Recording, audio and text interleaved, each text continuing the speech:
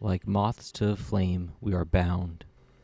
Only through the light can our purpose be found. In the shadows lurk our pain and hurt. One last chance to turn things around. Ooh.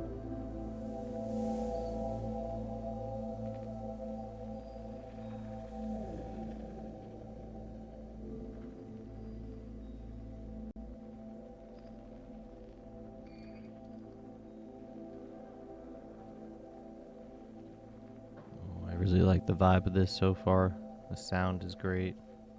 Oh, wait. Oh, shit. Oh, fuck. Okay, this is going to be hard. Get killed by a shadow. Okay.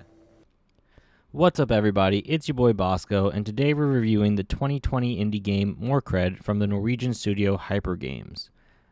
Morkredd is a physics-based puzzle game where you play as two people tasked with pushing and protecting this orb of light through various environments as you avoid any shadows and creatures trying to take this light away from you.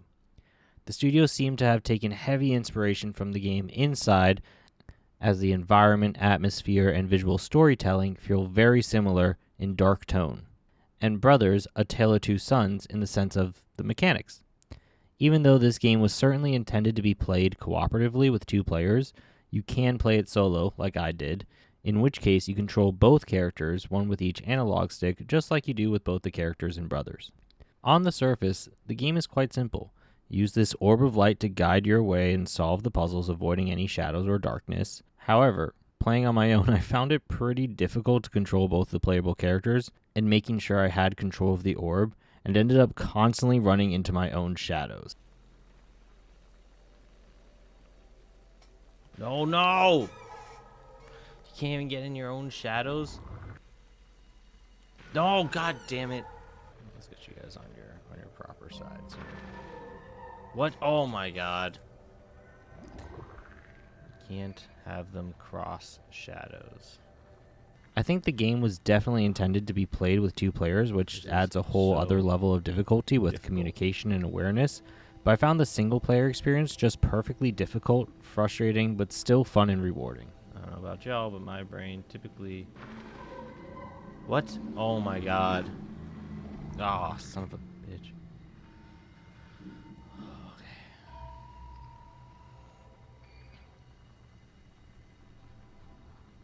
Oh, this would be so much easier with another person.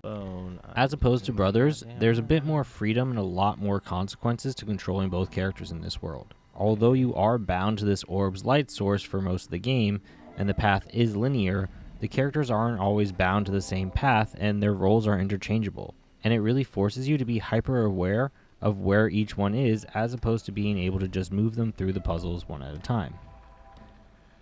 The dark and eerie environments mixed with minimalistic and creepy sound design creates a memorable experience that entices you to pay attention and discover for yourself what the story behind it all is. Honestly, my one complaint is that playing it by myself, I felt like I was far too focused on the characters and the orb, just making sure I didn't die for the 100th time, that I actually kind of missed out on fully being able to take in the scenery and just tried to push through from puzzle to puzzle instead of taking my time to uncover the secrets in the darkness beyond what the light from the orb was showing me. Throughout the game, there are murals in each area that seem to show you a story of the orb and how it once gave life to the world until it was taken away and now must be protected and returned to its source to bring light and life back to the world. As I played, I assumed this to be the truth, that my two shadow people were resurrected by the light and tasked with restoring balance to the world. But as you go on, questions arise, and by the end, you find out that there is a much different story being told here. And those murals were perhaps a sort of propaganda, or at least a myth that the old world used to believe. If you pay attention and explore a little deeper, you'll find another set of murals that tell you a much different story, and what I believe to be the truth. Warning, spoilers from this point on, so if you want to play the game and discover the real story on your own, pause here, go play it, and then come back and tell me what you think. The orb is, in fact, not just a ball of light giving life, but perhaps the last embryo of these giant tentacle monsters which terrorized and destroyed the world as we knew it. Going through the game, we can see these giant creatures. Firstly, in the sewers, as you cross a bridge, you can see one which looks to be trapped down a giant well.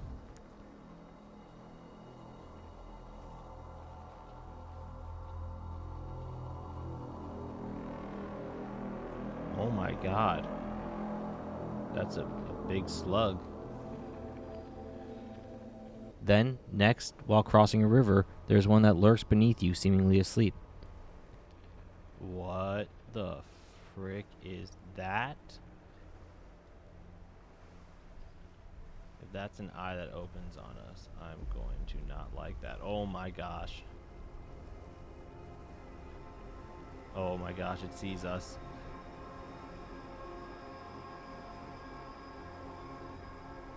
Oh my gosh, it's moving. We're moving. It's moving.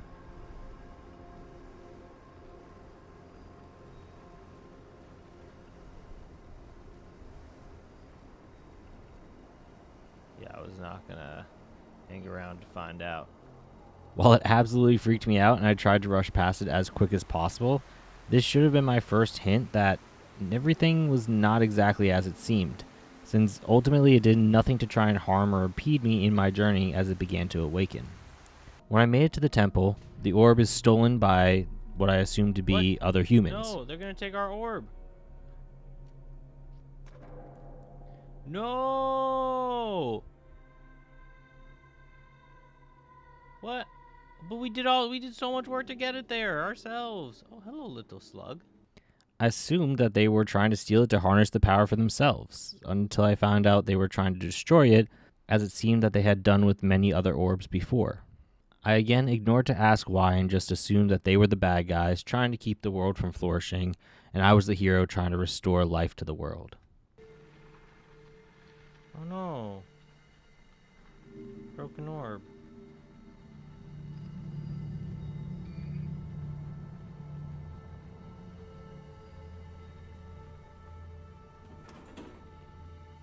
I'm still like, what was that? Thinking about that giant friggin' monster before. Oh. So many broken orbs.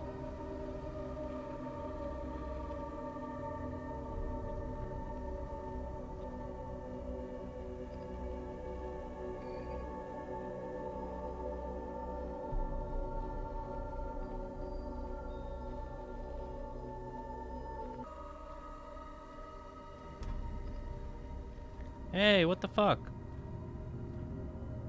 No! They gonna smush our orb. Why don't these people want light?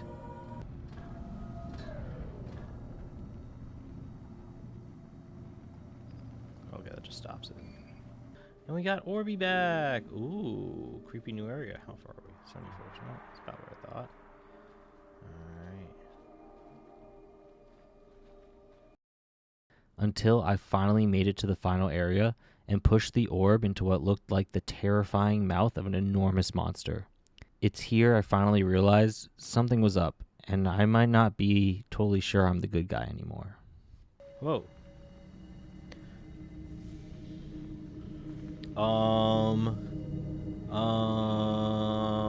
What now? What now?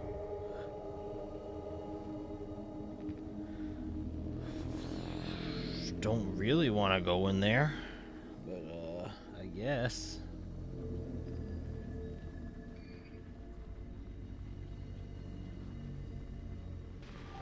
Fuck. Whoops. This area was by far the most disgusting and disturbing visually, and felt like it took the experience to a whole new level that I was not expecting at all. In this light, there is darkness, and I realize now I wasn't the hero of this tale. In fact, I believe the characters I played had no free will at all and were nothing more than pawns controlled by these creatures. It was clear to me that the humans who I had cast off were the last of our kind, protecting themselves from the prophecy that had been laid out in those murals.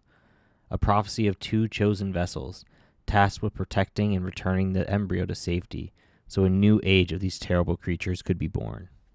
This revelation absolutely shocked me and somewhat blew my mind, as it was not in any way what I was expecting, and I would never have guessed this would be how the story would end.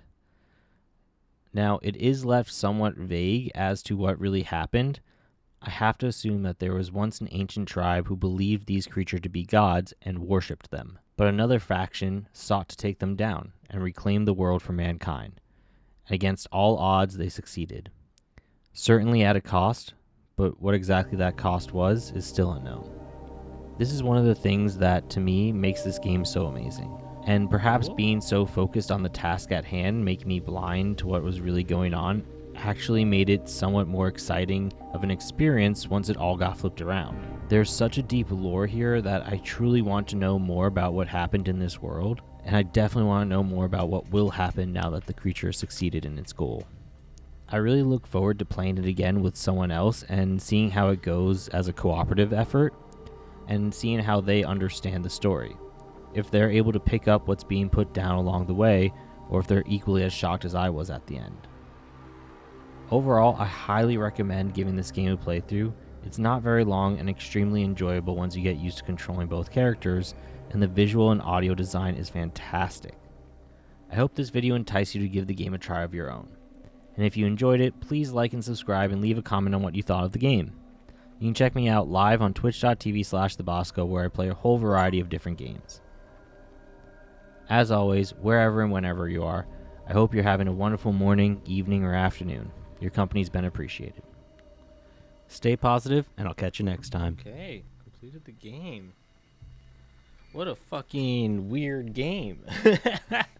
I mean, what the... That was not the way I was thought it was going to go, and I honestly have no clue what even happened. Like, who are those people? Who were us? Why were we trying? What was that ball? Was there was a creature in the ball? Clearly the people were destroying those orbs. The orbs that were there before, because they didn't want more of these creatures to evolve. Like, are we the good guy? Are we the bad guy? I really haven't. I do not know.